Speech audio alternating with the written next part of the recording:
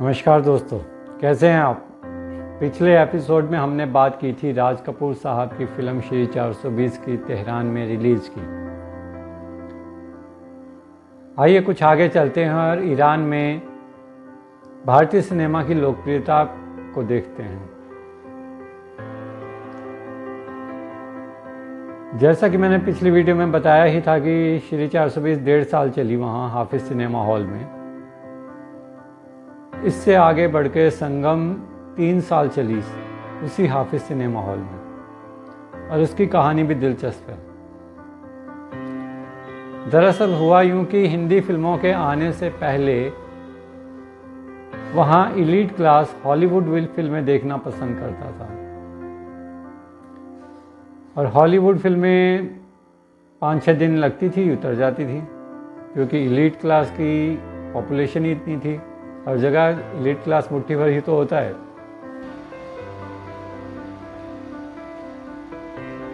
लेकिन हिंदी फिल्मों के आने के बाद जब आम ईरानी इससे जुड़ने लगा तो हॉलीवुड फिल्मों का क्रेज़ कम होता चला गया, और इसके लिए बहुत मेहनत भी की गई थी। जैसे कि हिंदी फिल्मों को फारसी में डबिंग करना, उनको लंबी फिल्मों को शॉर्ट बनाना, जैसे कि 12 रील में बनाया, 16 से 17-18 रील की फिल्म को काट के। जैसे एक वाक़या मैं आपको बताऊं कि संगम का ही, संगम को फ़ारसी में जब रिलीज़ किया गया तो 4 घंटे की फिल्म को काट के 2 घंटे का कर दिया गया। हालांकि हिंदुजा बंधु अंदर से डर भी रहे थे कि राज कपूर साहब की इस पर परमिशन नहीं ली, ना उनको बताया है, तो कहीं वो नाराज़ ना हो जाएं। हालांकि राज कपूर साहब को जब ये फिल्म दिखाई गई तो उन्हें बहुत पसंद आई। एहसान कोश बख्त एक ईरानी फिल्मकार हैं। उन्होंने एक जगह लिखा, एक पत्रिका में, साइट एंड साउंड नाम की पत्रिका थी, उन्होंने लिखा कि 50 के दशक में ईरान के हर नागरिक की ज़बान पर राज कपूर का नाम था। दरअसल उन दिनों उस दौर में लगभग 49 हिंदी फिल्में वहाँ रिलीज़ की गई, और ना सिर्फ रिलीज़ की गई बल्कि बहुत देखी भी गई और बहुत सराही भी गई। संगम का जो मैं किस्सा बता रहा था आपको कि संगम को सादी सिनेमा हॉल में रिलीज़ किया गया। सादी सिनेमा हॉल जो था वहाँ वो इलीट क्लास का माना जाता था, बड़े लोग जाते थे वहाँ। 3 हफ्ते वो फिल्म चली वहाँ, और 3 हफ्ते बाद संगम को उतार दिया गया, हाउसफुल जाने के बावजूद। और इसकी जो वजह दी गई, सादी सिनेमा हॉल के मालिक ने बताया कि वो जिस वर्ग को सिनेमा दिखाते हैं वो हॉलीवुड फिल्में पसंद करता है, और वो नहीं चाहते कि वो इलीट क्लास उनसे नाराज़ हो जाए। खैर, गोपीचंद साहब अगले दिन जाके सादी सिनेमा हॉल के सामने हाफिज सिनेमा हॉल के मालिक से मिले। बातों बातों में पता चला कि काम धंधा ठीक नहीं चल रहा है और पैसे की काफ़ी दिक्कत चल रही है। तो गोपीचंद साहब ने हाफिज सिनेमा हॉल के मालिक को 10 लाख रुपए कर्ज की पेशकश दी, इस शर्त पे कि वो अपने सिनेमा में, अपने हॉल में हिंदुस्तानी फिल्में लगाएंगे। हाफिज सिनेमा हॉल का मालिक बड़ा खुश हुआ। उस समय उसके यहाँ फिल्म चल रही थी 4 हॉर्सेस, हॉलीवुड की फिल्म। 12 बजे उसने वो शो दिखाया 4 हॉर्सेस, और 3 बजे संगम लगा दी।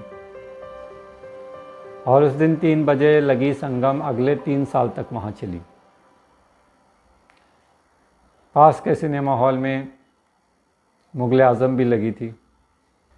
बताया जाता है कि संगम के राइट्स हिंदुजा ब्रदर्स ने राज कपूर साहब से 1 लाख पाउंड में खरीदे उस समय, और उस समय 1 पाउंड की कीमत 13 रुपये होती थी। 1972 में इंडो ईरान को प्रोडक्शन के अंतर्गत एक फ़िल्म बनी। फिल्म का नाम था सुबह शाम, और उसमें ईरान के एक्टर थे फरदीन और हिंदुस्तान से थे संजीव कुमार। दोनों ने जुड़वा भाई का रोल निभाया। फिल्म में वहीदा रहमान थी एक नृत्यांगना के रोल में। फिल्म काफ़ी सुपरहिट हुई वहाँ पर, हालांकि हिंदुस्तान में बहुत नहीं चली। इसके बाद 2016 में मुरली छाबड़िया ने एक फ़िल्म बनाई थी सलाम मुंबई। मेडिकल स्टूडेंट्स की लाइफ को लेकर फिल्म थी। उसमें ईरान के सुपरस्टार रज़ा गुलजार साहब थे और हिंदुस्तान से थी दिया मिर्ज़ा। ये फिल्म भी वहाँ सुपरहिट हुई, लेकिन हिंदुस्तान में ख़ास नहीं चल सकी। 2006 में ईरान की एक ब्रॉडकास्ट एजेंसी ने एक सर्वे कराया, जिसमें यह निकल कर आया कि ईरान के ज़्यादातर लोगों की पसंदीदा फिल्म जो है वो शोले है। और एक मज़ेदार बात बताता हूँ आपको।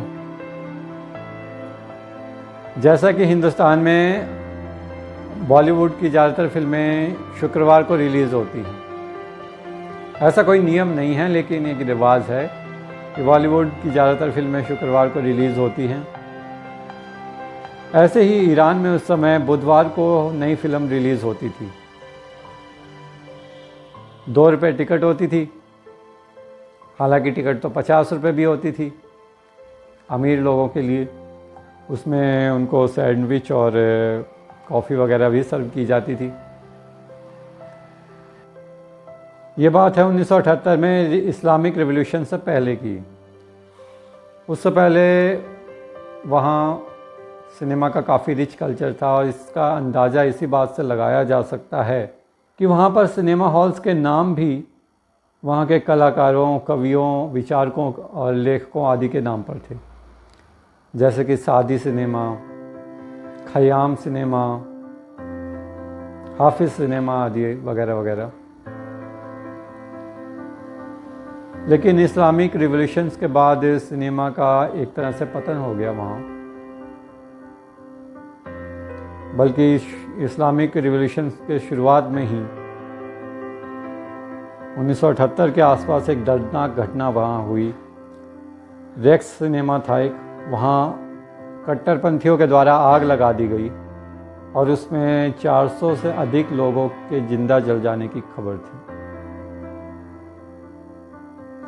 ये ईरानी सिनेमा इतिहास में सबसे दुखद घटना थी, जिसको याद करके आज भी लोग सिहर उठते हैं। ये हमेशा से रहा है, कट्टरपंथियों का सबसे आसान टारगेट कला ही रही है, क्योंकि कला मनुष्य में मनुष्यता की भावना को बनाए रखने का काम करती है, और मनुष्यता की भावना कट्टरपंथ के रास्ते की एक बड़ी रुकावट है।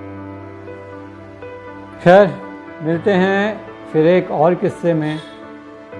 इस बार हम आपके लिए लेकर आएंगे फिल्मों के गीतों से जुड़े किस्से। इंतज़ार कीजिए अगली वीडियो का, और अगर आपने चैनल को सब्सक्राइब नहीं किया तो अभी कीजिए, बेल आइकन दबाइए ताकि हमारी सारी वीडियोस आप तक पहुंचती रहे। वीडियोस देखिए, शेयर कीजिए, लाइक कीजिए। हम अगले एपिसोड में आपसे फिर मिलते हैं। तब तक के लिए नमस्कार, खुदा हाफिज़।